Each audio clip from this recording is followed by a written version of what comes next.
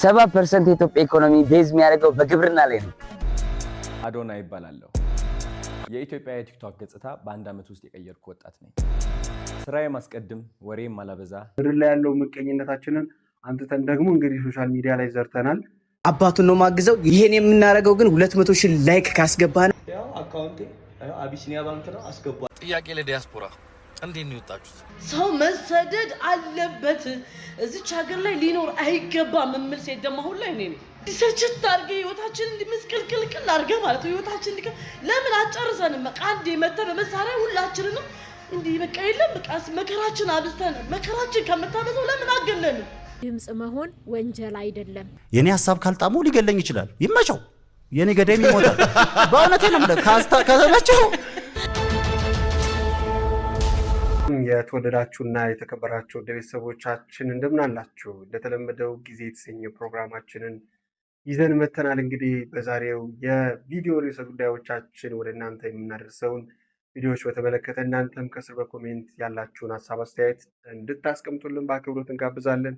ሰብስክራይብ ያላደረጋችሁ ሰብስክራይብ ያደረጋችሁ የዚህ ቤት ባለቤት ሁኑ። ሁላችሁም ላይክ ሼር ማድረጋችሁ እንዳይረሳ። ከ70% በላይ የሆናችሁ እንግዲህ ፕላትፎርሙ እንደሚያሳየን ሰብስክራይብ ሳታደርጉ ነው የምታዩና ሁላችሁም ሰብስክራይብ ያደረጋችሁ የደወል ምልክቷን መጫን እንዳትረሱ። ወደ ዛሬው ቪዲዮአችን እንለፍ።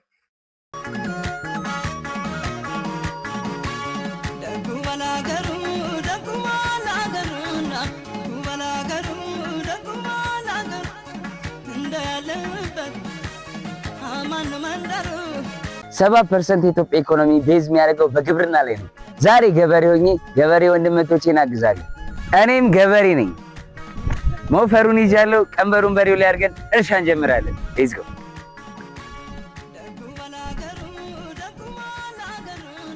ጣን ብያለሁ።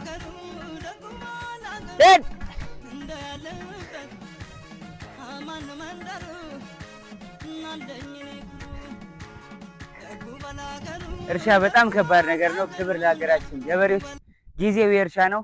ወጣቶች ገጠር ላይ የመጣችሁ እንደዚህ አባቶቻችን እናግዛቸው። እወዳቸዋለሁ። አመሰግናለሁ። እንግዲህ ክብር ለገበሬዎቻችን ብለናል። እኛም ጆን ዳንኤል እንግዲህ የገጠሩ ክፍል ላይ የሚያደርገውን ነገር ሳላደንቅ ማለፍ አልፈልግም። ምክንያቱም የትኛውም ወጣት ተነስቶ ቢሰራ ድህነትን፣ ጠላታችንን የምናሸንፍበት እስከ ወዳኛው ምዕራፍ እንጽፋለን ማለት ነው። ትልቁ እንግዲህ ፖለቲካም አይመስለኝም ጠላታችን እና በየጊዜው መሪዎችም ሲፈራረቁ እንግዲህ ድህነት ባይኖር ኑሮ ነገሮች ጎልቶ አይታዩም ብዬ አስባለሁ በግሌ እና ስለዚህ ሰርተን እንቀየር፣ ማገዝ ያለብን እናግዝ፣ ከልብ እንድናግዝ ደግሞ ሌሎቻችንም እናግዝ ለማለት ፈልጋለሁ። በዚህ ጉዳይ እንግዲህ ብዙ ጊዜ ጆን ዳንኤል የሆነ ነገር ለማድረግ ሲሞክር ወይም ሲሰራ ከአዶናይ ጋር የሚያፈካክሩታል። እኔ ለአዶናይም ያለኝ የተለየ ቦታ ነው፣ ለጆን ዳንኤልም ያለኝ የተለየ ቦታ ነው እና ይህንን ቪዲዮ ተመለከትኩኝ። እናንተም ሀሳብ አስተያየታችሁን ከስር አስቀምጡልኝ። አስመሳይ ሰው ያስጠላኛል። አድርባይ መሆን ያንገሸግሸኛል። ራስ ወዳድና ውሸታም ሰው ሳይ ያቅለሸልሸኛል። በማያገባው እየገባ የሚዳክር የእርጎዝ እንግዲህ እንደሰማችሁት አስመሳይ ነው ይሉታል ብዙ ጊዜ አንዳንድ ስራዎችን ለመስራት ሲንቀሳቀስ ጆን ዳንኤል እና እኔ በበኩሌ ልክ አይደለም ብዬ ነው ማምነው። አዶናይም መስራት ያለበትን ይስራ፣ ጆን ዳንኤልም መስራት ያለበትን ይስራ፣ እኛም መስራት ያለብንን እንስራ። ይልቅ የምናቀሳስር እና ሰዎችን ሁለቱን ወጣቶች እርስ በርስ እንዲቃቀሩ የምናደርገው ቲፎዞቻቸው እኛ ነን እና ልንጠነቀቅ ይገባል ብዬ አስባለሁ። መደገፍ ማለት እንግዲህ ጭፍን መሆን አይደለም ብዬ አስባለሁ። አንድ ሰው ሲሰራ ማበረታታት ነው። እንግዲህ ሁሉም ሰው የራሱ ድርሻ ስላለው ማለት ነው።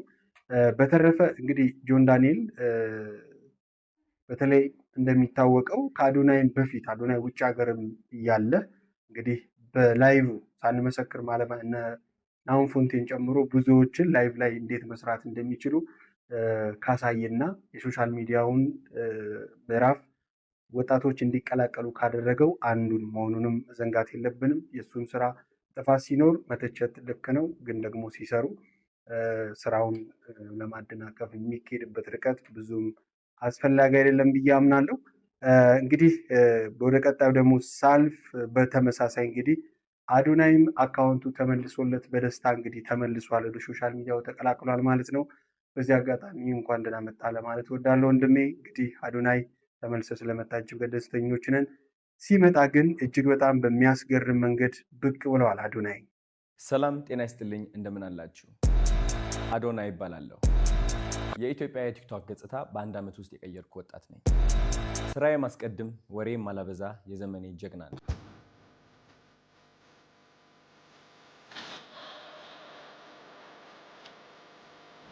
በአዲስ ክስተት ተመልሻለሁ።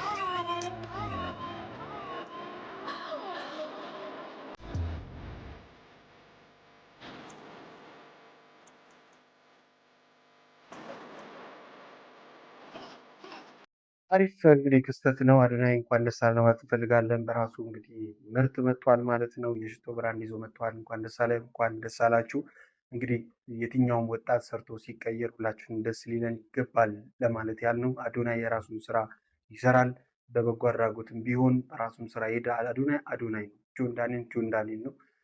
ይህንን ርዕሰ ጉዳይ ወደ እናንተ ይዤ የመጣሁበት ትልቁ ምክንያት ምንድን ነው? ቤተሰቦች እንግዲህ ሶሻል ሚዲያ ላይ እንደሚታወቀው በጣም ብዙ ወጣቶች አሉ። እነኚህ ወጣቶች እንግዲህ ሰዎችን በማገዝ እንግዲህ ለሰራተኛ ደሞዝ ይገባል ይላል መጽሐፍ ቅዱስም እና ስትሰራ ግዴታ መጠቀም ያለብህን ነገር ትጠቀማለህ። ምንም ጥያቄ የለውም እና ምክንያቱም መወደድን ለማትረፍ ቢሄዱ ወር ደግሞ የራሳቸውንም ነገር ይገነባሉ። እነሱ ስማቸው በታወቀ ቁጥር አዶናይ አዘ ሚሊየንስ ተከታይ ባይኖረው ድሆች እዚህ ጋር መጥተው ድምፅ እንዲሆናቸው አቅም ያላቸው ሰዎች ጋር እንዲያደርሳቸው አይጠቀሙትም ነበር። አዶናይን ማንም ሰው አያውቁም ነበር። አዶናይ ራሱን መቀየር ስለቻለ ነው ሌሎች አዶናይን የሚፈልጉት።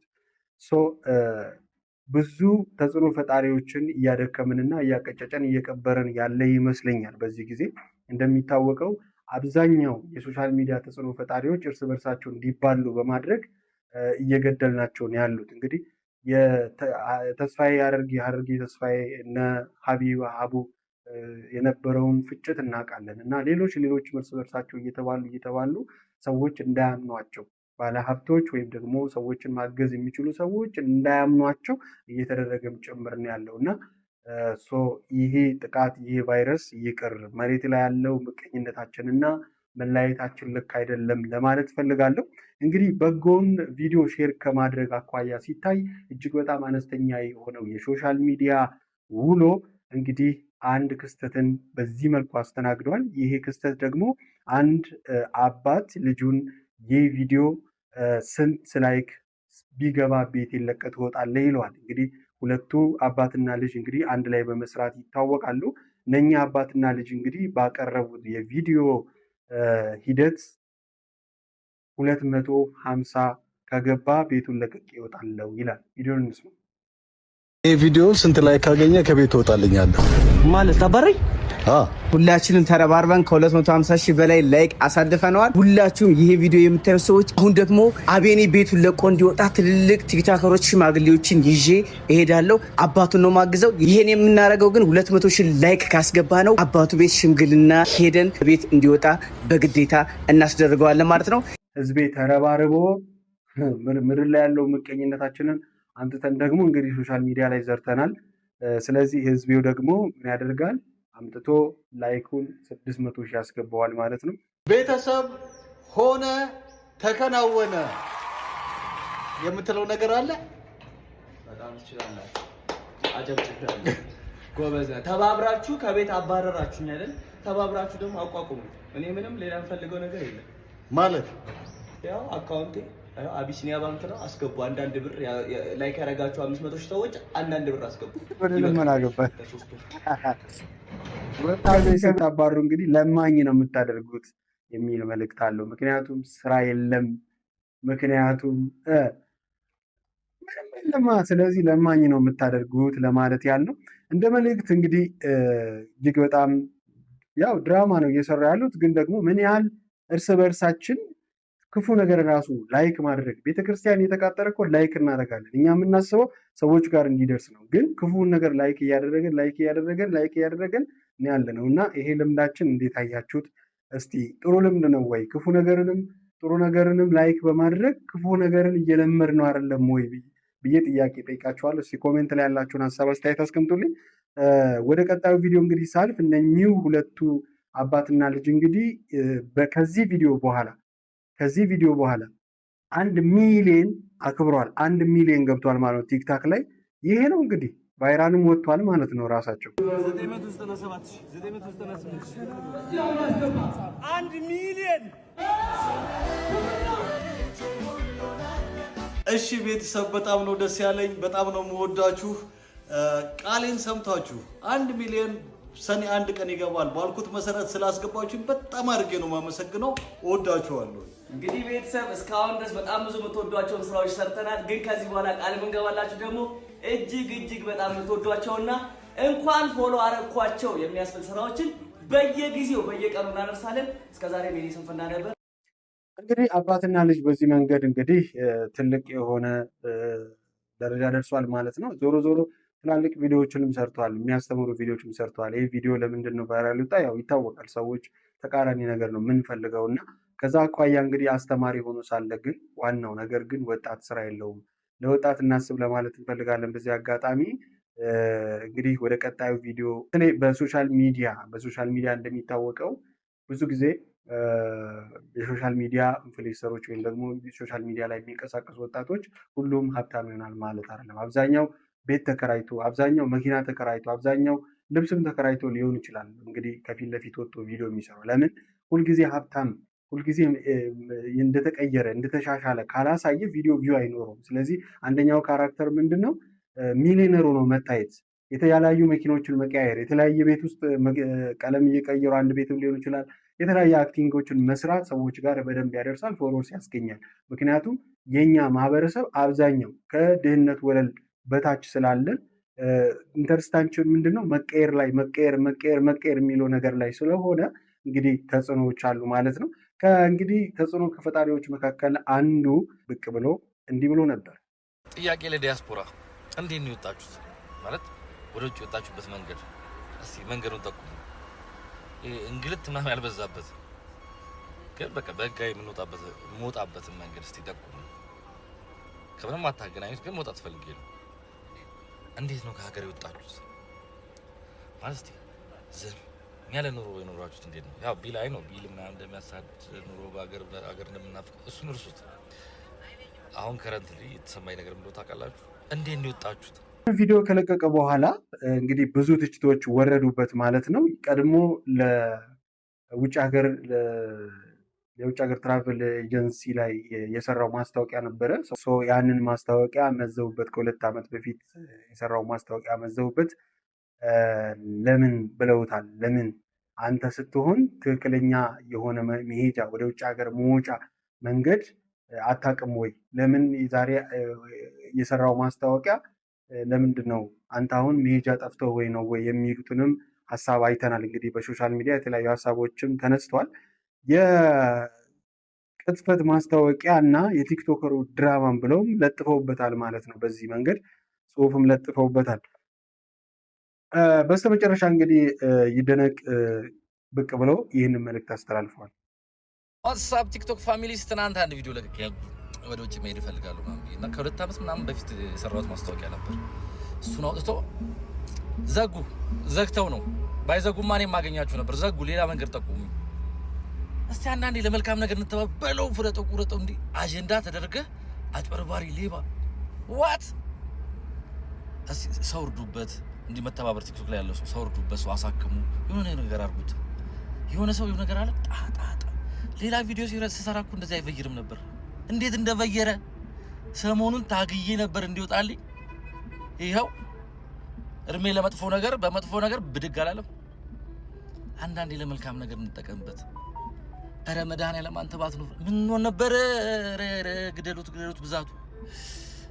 ለመልካም እንጠቀም። የወደዳችሁ ያከበራችሁ ያሰባችሁልኝ እጅግ በጣም አመሰግናለሁ። ቃሲሙት በጣም አመሰግናለሁ። ወዳችኋለሁ።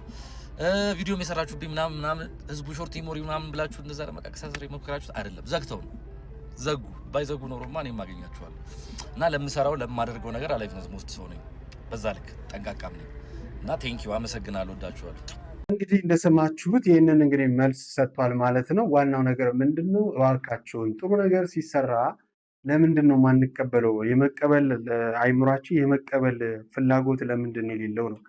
እኛም እንግዲህ አካውንታችን እየወረደ እየሞተ ነው። በዚህ አጋጣሚ እንግዲህ የቲክታክ አካውንታችንን እንዲሁም ደግሞ ቲክታክ ላይ ያላችሁ ዩቱብ ላይ የመታችሁ ሰብስክራይብ እንድታደርጉ በአክብሮት እንጠይቃለን። የግድ እኛ ተቆለጥ ተፈለጥ ብለን ወይ ደግሞ ማህበረሰቡን ድብቁን የአይምሮ ክፍል ዋው የሚያስብሉ ወይም ደግሞ ለምን እሱ ጥሩ አልነበረም እንዴት እንደዚህ ያደረገ ምናምን የሚያስብል ነገር መስራት የለብንም እና እኛም እየሰራን ያለ ነው።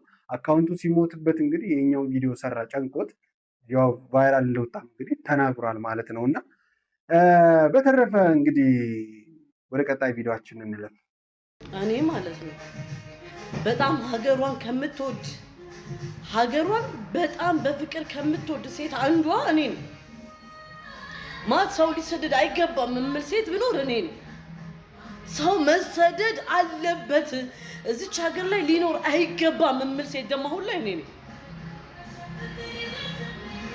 መንግስት ወይ ግደልን በቃ ማለት በቃ እንዲሰችት አድርገ ህይወታችን እንዲመስቀልቅልቅል አድርገ ማለት ነው። ህይወታችን ለምን አጨርሰንም በቃ አንዴ መተ በመሳሪያ ሁላችንንም እንዲህ በቃ የለም በቃ መከራችን አብዝተን መከራችን ከምታበዛው ለምን አገለንም? ለምን ምን አይነት ህይወት ነው እያኖርከን ያለው? ግን ምን አይነት መንግስት ነው የመጣው? ምን አይነት ህግ ነው ያለው? ምን አይነት በቃ ምን አይነት እንዴ ሰርተን መብላት እንኳን አልቻለም ነው ወይ? ሆን ብላችሁ ነው ሆን ብላችሁ እኛ ከሲስተም አስወጣችሁ። የት እንሂድ? ሁለት ሀገር የለንም፣ መደበቂያ ሀገር የለንም። ምን ያው ከተማ ልጅ መሄጃ የለኝም እንዴ። ዛሬ ወረዳ ምናምን ብለው ወረቀት ሰጡኝ። ሰጥተው ነው ሄዱ፣ ስራ ሰጥተው ሄዱ። ያን ወረቀት እኔ አላውቀውም፣ አካባቢውን ብዙ አልዞርም፣ ሰፈሩን አላውቀውም። ወረዳው ለካ ሌላ ቦታ ነው። ሰዓት ረፈደብኝ፣ ብቻ ወረዳው ጋር ደርሼ እኔ በዚህ 2 አመት ውስጥ 5-4 ንግድ ቤት ነው የዘጋሁት። በዚህ 2-3 አመት ውስጥ ማለት ነው ቃቅቶኝ ማለት ነው። አሁን ደግሞ እዚህ ርቼ እንግዲህ መሀል አስፋልት ላይ ነው የኔ መጠጥ ቤት ያለው፣ አስፋልት ዳር ላይ ነው። ድምፅ ብክለት ብለው ቤቱ እንዲታሸግ ወስነናል አሉ። ይህ ቪዲዮ እንግዲህ እንደዚህ አይነት የጋለ ስሜትና የኛን መሰበር የኛን በአቃተኝ ኑሮ የምንልበትን ድምፅ የሚፈልጉም ሰዎች እንግዲህ የፖለቲካ ትርፍ የሚፈልጉ ሰዎችም ለማቀጣጠል እንግዲህ የዚችን ሴት እንባና ድምፅ ተቀባብለውታል። መቀባበላችሁ ጥሩ ነው፣ ግን እኔ ለፖለቲከኞቹም ወይም ደግሞ ለህግ አካላት ወይም ደግሞ ለአስተዳደሩም የምለው አንድ ነገር አለኝ። የምር ወጣቱ እየሰራበት የሚኖርበት ሲስተም አልተበላሸም ወይ? እሱ ጥያቄ ምልክት አለን። አልተማረረም ወይ? ጥያቄ ምልክት አለን። ምን ያህሉ ነው ደስተኛ የሆነው? መሬት ላይ ያለውስ እንዴት ነው እየኖረ ያለው የሚለውን ነገር ጥያቄ ምልክት አለን እና ዝም ብሎ እንዲታለፍ ስለማልፈልግ ነው። እስቲ ለማንኛውም እናንተም ያላችሁን ሀሳብ አስተያየት አስቀምጡልኝ። ዋናው ነገር ግን ችግሩ ላይ ትኩረት እናደርግ። አሁን ይሄ እንደዚህ ነው ይሄን አንዱን መተቸት ብቻ ሳይሆን ባላንስ የምናደርግበትን ወጣቱ ተማረናል ወይ አልተማረንም በየቤቱ አንኳርቶ መስማትና ማዳመጥ ነው። እሱ ምንድን ነው አይደለም፣ ግን ከላይ የሚታየውን የአበባ ፍንድቅ ያለውን ብቻ አይተን ደግሞ የስረኛውንም መርሳት የለብንም ብዬ አስባለሁ። በተረፈ ግን ይህ ቪዲዮ ሰዎች በጣም በብዙ ተቀባብለውታል። እህታችንም እንግዲህ የመረረ በዋን ነው እንግዲህ መስራት በማትችልበት ሁኔታ ውስጥ እንግዲህ ቤት ይዘጋ ስትባል ምን እንደሚሰማ አስበው። በዚህ ጊዜ እንኳን ያለ ነገር ተዘግቶ ከዚህ ዕቃ አስጭነን እዛ ለመውሰድ ራሱ የምንከፍለው ነገር 1 እና 2 አይደለም እና ስለዚህ ትኩረት የሚሻ ጉዳይ ነው ብዬ እንግዲህ ሀሳቤን ለማቋጨት ይወዳለሁኝ። ወደሚቀጥለው ቪዲዮ እንሄዳለን። በአርሲ ዞን ለተፈናቀሉ ወገኖች የ6.8 ሚሊዮን ብር የአስቸኳይ ድጋፍ ተደረገ። በአርሲ ዞን አሰኮ ወረዳ ከቤት ንብረታቸው ለተፈናቀሉ 434 አባወራዎች ግምታቸው ከ6.8 ሚሊዮን ብር በላይ የሆኑ የቤት ውስጥ ቁሳቁሶችና የሌሊት አልባሳት ድጋፍ ተደረገ። ይህንን ሰብአዊ ድጋፍ ያደረገው የኢትዮጵያ ቀይ መስቀል ማህበር የአርሲ ዞን ቅርንጫፍ መሆኑ የኢትዮጵያ ቀይ መስቀል ማህበር እንግዲህ ይህንን ድጋፍ ለአርሲ ወገኖቻችን በማድረግ እጅግ በጣም ደስ ብሎናል። እናመሰግናለን ለማለት እንወዳለን። ምክንያቱም አንድ ሰው ከቀዬው ሲፈናቀል እንግዲህ ሞታለሁ ብሎ ቤት ውስጥ ከፈራ ተሰዶ ሌላ ቦታ ነው የሚያርፈው፣ ምንም ጥያቄ የለውም እና እንግዲህ ድጋፍ ይቀጥል ለማለት እንወዳለን። ምክንያቱም ከቀናት በፊትም እንግዲህ በቲክታክም እንዲህ የሚል ድምፅ አሰምተው ነበር። ከሞት የተረፉት ኦርቶዶክሳውያን እንደዚህ ሜዳ ላይ ወድቀው ይገኛሉ። ለመሆኑ ለነዚህ ኦርቶዶክሳውያን የደረሰላቸው ያበላቸው ማህበር፣ ቤተ ክርስቲያን፣ አባቶች አሉን? ማን ይሆን? መንግስት ነው እየጎበኛቸው ያለው? ከሞት ተርፈው በረሃብ እያለቁ ነው ያሉት። እባካችሁ የቤተ ክህነት ሰዎች እባካችሁ እንደው ስለ እግዚአብሔር ይሁንባችሁ እነዚህን ሰዎች መላበሏቸው። የነዚህ ሰዎች እንባ የአርሲ ኦርቶዶክሳውያን ደም እሳት ሆኖ ይፈጃቸዋል። በያላችሁበት ለአርሲ ኦርቶዶክሳውያን ለንጹሃን ድምጽ መሆን ወንጀል አይደለም። ንጹሃን ሰላም ፈላጊዎችን እየመረጣችሁ ከማሰር ይልቅ እነዚህን የተረፉትን መላበሏቸው። ሁልጊዜም ድምጽ ይባላል። የሆነ ጊዜ ላይ የሆኑ ሰዎች መታሰር ሲጀምሩ ድምጽ የሚሰጥም ይጠፋል፣ የሚያስታውስም ይጠፋል። በዚህ አጋጣሚ ለታሰሩ የኦርቶዶክስ መምህራን አባቶቻችን ፍትህን ለማለት ወዳለኝ። ፍትህ ለአርሲ ማህበረሰብ፣ ፍትህ ለሰው ልጅ ሁሉ ለማለት ፈልጋለሁ ማለት ነው። የእስር ጉዳይና የፍትህ ጉዳይ ማንሳታችን ካልቀረን እንግዲህ ወደ ቀጣይ ቪዲዮችን ስናልፍ ኮሜዲያን ምናለ እንግዲህ እንደታሰረ እየተሰማ ነው ያለው። በተለይ እንደሚታወቀው እንግዲህ በዜናዎቹ በተለይ በቀልድም በሌላም ፖለቲካ ጉዳዮችን ማህበራዊ ጉዳዮችን እያዋዛ እየዘገበ እንግዲህ የሚሰራ ወንድማችን ነው። ከደሞዝ ጭማሪ ይልቅ ወጥ ጭማሪ ተመችቶናል ሲሉ ማዕድ የተጋሩ ሰዎች ተናገሩ። ነጭ ሸሚዛቸውን ቀይ ወጥ ሲያስነኩ የዋሉት ባለስልጣናት አንድ ጉርሻ ለአንድ ጉሮሮ ለተሻለ ኑሮ ብለዋል። እንግዲህ ሰው ሲበላው ውሏል። እኛ ህብረተሰቡን የምናበላው የማህበረሰቡን አንጀት ለመብላት ነው። ዛሬ አንጀቱ የተበላ ማህበረሰብ ነገ ሸራ ይበላናል። ልብ ለማግኘት ስንል በወደ በኩል ነው። እንግዲህ በእንደዚህ አይነት የቀልድ ወይም ደግሞ ፖለቲካዊ ማህበራዊ የመሰሉ ሀሳቦችን ያነሳል። በተለይ እንግዲህ በዚህ ሀሳቡ ብዙ ጊዜ ሲሰራ የነበረ ብዙ ጊዜ እንግዲህ እንደዚህ አይነት ሀሳቦችን በማንሳት ይታወቃል። እንግዲህ እንደዚህ አይነት ሀሳቦች በተለይ ፖለቲካው ላይ ማህበሩ ላይ ማህበረሰባዊ ሀሳቦች ላይ የማህበረሰቡ የህይወት ውጣ ውረድና እያንዳንዷን ነገር እንግዲህ ሳይፈራ በድፍረትም ይናገራል። የሆነ ጊዜ ላይም እንደዚህ ብሎ ነበር። የእኛ ትውልድ መፍራት ካለበት መፍራት ያለበት እግዚአብሔርን ብቻ ነው እና እግዚአብሔር መፍራት የጀመረ ቀን ደህና መንግስት ይመጣል። እኔን ነው የማምነው። ሁሉም አሁን እንደ ግል የግል ጉዳያችን ነው። አሁን ደህና መንግስት እንዳይኖረን የሚያደርገው በግል መንፈሳዊ ህይወታችን የተመታ ምናምን ስለሆነ በዛ ምክንያት ያው ቀሽም መንግስቶች መጥተው እንደፈለጉ ይገርፈው ይሄዳሉ። ይሄ ነገር ያናደኛል። ግን ምንም እንደማይመጡ ግን አውቃለሁ። ምንም እንደማይመጡ ስለ ያው ቢበዛ ያስራል፣ ቢበዛ ቢገል ነው። የተለየ ነገር የለውም። ያልታሰረን ያልሞተ የለም ዓለም ላይ። እነዚህ ነገሮች ሐሳቤን እንድገልጽ ወይም እንዳልገልጽ የሚያደርጉኝ ነገሮች አይደሉም። አንተ ሐሳብህን እስከ መታሰርና እስከ መሞትም ድረስ እሱ ነው እኮ ዓለም ላይ ነው ማለት ያን ያህል ኮሚትድ ዛት ያንን ነው የምለው ወንድሜ። ዓለም ላይ በሐሳቡ ያልታሰረን ያልሞተ የለም። በእኔ የሚጀመር ነገር አይደለም። የኔ ሐሳብ ካልጣመው ሊገለኝ ይችላል። ይመቸው፣ የኔ ገዳይም ይሞታል። በእውነቴ ነው የምልህ። ከተመቸው እሱ ነው የምልህ። መሞቱ አይቀርም ያም ሰውዬ፣ ምንም ጥያቄ የለውም። ሞት ሁላችንም እኩል ነው የሚያደርገን። ግን የሆነ ሐሳብ አለ። ሀገሬ እንደዚህ ብትሆን ብለህ እየተመኘ እስከ መቼ ካልተናገርከው መቼ ልታወጣው? ሁሌ ተቃጥለህ ደግሞ አይሆንም።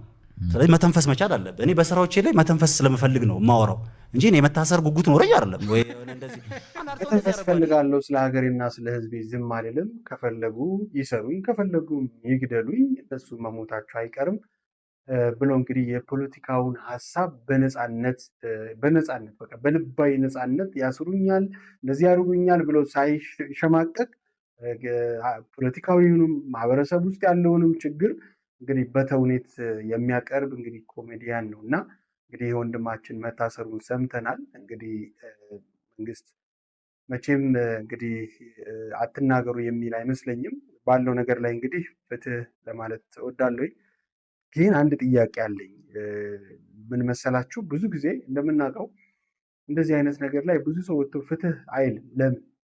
ለምንድን ነው ካላችሁ ሁሉም ሰው አሁን እያንዳንዷ ነገር በነገራችን ላይ ፖለቲካን ከስጋችንና ከማንነታችን ውስጥ ማውጣት አንችልም። ፖለቲካ ራሱ የቻለ የመኖራችን ውስጥ ያለ ነገር ነው። ሽሮና በርበሬ ውስጥ ነው ያለው። አንተ ከተራብክ፣ አንተ ነዳጅ ካጣ፣ አንተ የመኖር ነፃነት ወጥቶ የመግባት ነፃነት እያንዳንዷ ነገር ከተስተዋጎለብህ የምትጮው ጩኸት ነው ፖለቲካ፣ ሌላ አይደለም። ስለዚህ እንደዚህ አይነት ሀሳብ የሚተነፍሱ ሰዎች አሁን እየከሰሙ የመጡበት ጊዜ ነው፣ ያው የታወቀ ነው። እና ግን ስለ ጎረቤት አይመለከተኝም፣ ስለ ከበደ አይመለከተኝም፣ ስለ ዘለቀ አይመለከተኝም ብለው እንደ ታሰረ ምንድነው ፈረስ ፊልንዲ ብቻ የሚሄዱ ሰዎች፣ ስለዚህም ስለወደቀውም ስለቆመም የማያስቡ ሰዎች ይጨበጨብላቸዋል ምናምን እና ሀሳብ መግለጽ ባይታፈን ብዬ ነው ማስበው በግሌ።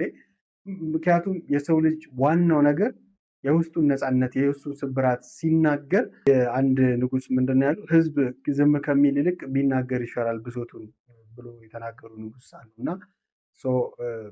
ብንናገር ይሻላል፣ ዝም ስንል ጥሩ አይደለም ለማለት ያልነው። እንግዲህ ፍትህ፣ ሰላም ለሁሉም እንመኛለን። ብቻ ለሀገራችን ሰላምን ሁላችንም በስርዓትና በአግባቡ ሳንበላላና ሳንተላለቅ የምንኖርበትን ጊዜ ፈጣሪ ያምጣልን። በስተመጨረሻ እንግዲህ ይህንን ቪዲዮ ጋበዝኳችሁ። እኔ ኃጢአተኛ ልጅ ነኝ፣ ጠልቼ አይደለም ተታልዬ ነው በሉት። ደክሞኝ እንጂ ክጄህ አይደለም በሉት። ከቦርሳ ውስጥ በወድቅም ያንተ ድሪም ነኝ፣ ከመንጋ ውስጥ ብጠፋም ከበጎችህ አንዱ ነኝ።